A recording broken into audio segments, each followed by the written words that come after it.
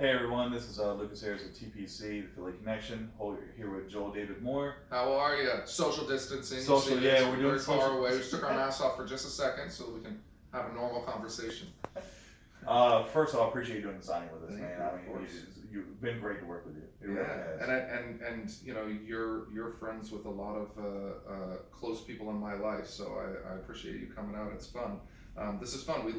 I love doing things for the fans. We get caught up in normal life a lot, and we don't take enough time to just support back the fans of everything from big franchises like Avatar, which has a lot of fans, Yep. and smaller, wonderful franchises that have had such consistency, like Hatchet, and our friend Adam Green and Yep. Kane Hodder and all of those guys. It's just really nice to always come back and know that there's an incredible fan base, for a cultural icon like Victor Crowley. Yes, I love it, man. I love it. First question, we gotta get into Grandma's Boy for a minute. Yeah. It seemed like there was so many great one-liners in that movie, and you guys did such a great job with that movie. The whole robot legs and how did he see me? I mean, just can you tell me just a couple of the quotes on like how did that come alive? Well, How Did He See Me is a great one because that was actually not planned. I don't think that was even in any script. I believe that we were trying to figure out like an improv, a scene as a transition. Like an editor needed a scene between these two scenes. And I think Nick came up and he was like, "Hey, look, what if you just kind of acted like you were invisible on the wall?" And I think that's kind of where it started. I mean, mind you, Nick Swardson is a genius, so Yes, he puts these concepts together, and then he pitches lines at us as we're working, and so he sort of crafted a really fun, improv-y, weird scene between Alan Covert and I on the spot there, and it became one of the most famous scenes of the film. The Matrix, I love it. Yeah, How Can You See Me? I know, it's crazy. Dodgeball obviously became a cult classic right away. Yeah. Just a great cast. You, Vince Vaughn, Ben Stiller. How many times did you guys get hit with the ball, or how many times did? Too many times. I actually got an injury from that. I don't No think way. I didn't report that to my union, Ben Stiller. I should have, huh? I got smacked in the eye, and there was like a little sticker that they would put on these balls, and they were kind of like soft foam balls. Right. When they were thrown at us, it's easy. You can get hit with it a million times, but I just got one of those rough ends of the sticker right in the eye. I'm complaining 15 years later to nobody, to YouTube. No, but I will say that, that Dodgeball was a historic moment in my life. I was coming out of the commercial world. I didn't know much about big productions at all. And I booked that. And, Ben Stiller's company did this, and he actually was partnered with the late Stuart Cornfield, who was our producer on that. And it was my first major producer. May he rest in peace. He was a fantastic human and a fantastic producer, and almost the only guy that could get all of these crazy characters and personalities on something like Dodgeball. Yeah. You're talking about 15 very loud actors and comedic actors that are thrown together to make this movie. And that was a lot of Stuart, and that was a lot of Ben really just taking a great position on that. Obviously, our director was wonderful, and the cast was wonderful. Well, you and Justin Long were both pretty young during that. Justin and I were kids. Yeah. I think I was 25 when I did that. He and I are about the same age. And Chris Williams, who's a dear friend of mine, today, he really shepherded me in that. He and Vince Vaughn. I knew nothing on that. I didn't know what a mark was. I had a lot of education to cover in that one, and I was a young actor, and I was really appreciative of the cast around me and the support system that we had.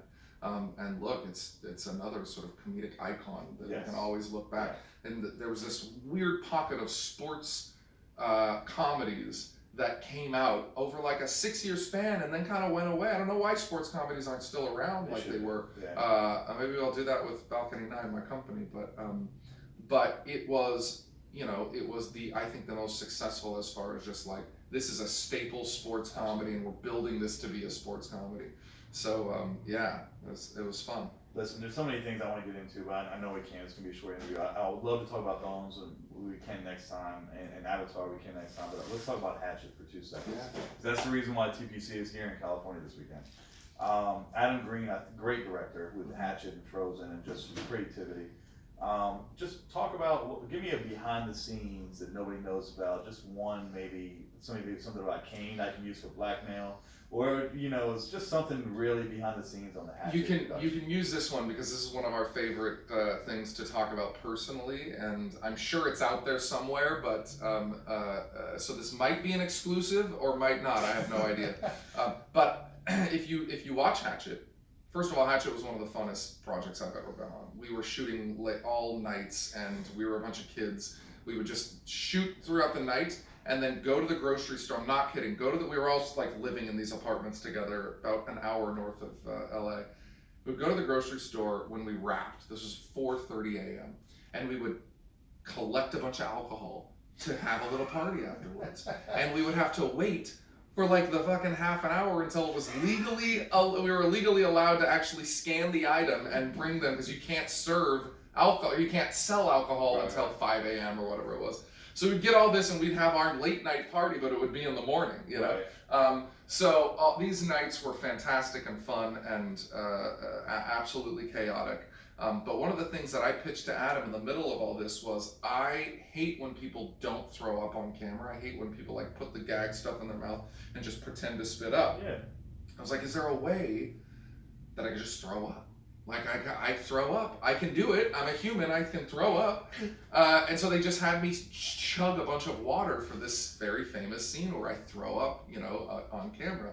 I'm actually throwing up in that scene. I'm actually 1,000% throwing up. I chugged like 4 of these just in the moment, just in a minute, as fast as I could. And I was like, roll camera. And we run down the hill, and there was 2 takes of this. For the first take, I get there, and I'm like, God, I don't feel good. This is coming. Boom, it all just starts coming out. I get finished. The crew goes crazy. People were throwing up in the crew behind the scene because they knew what we had gone through. Or on the first take, they were gagging, but this is what really got them. Second take, I'm like, that was great, but I want another take at it. I think that I can really clean this up. And so Robert Pendergrass, I believe, brought me a concoction of like a half of a Campbell's soup, tomato soup, and orange juice mixture. And he made me chug it. And I got 1 drink in, and I go, let's go.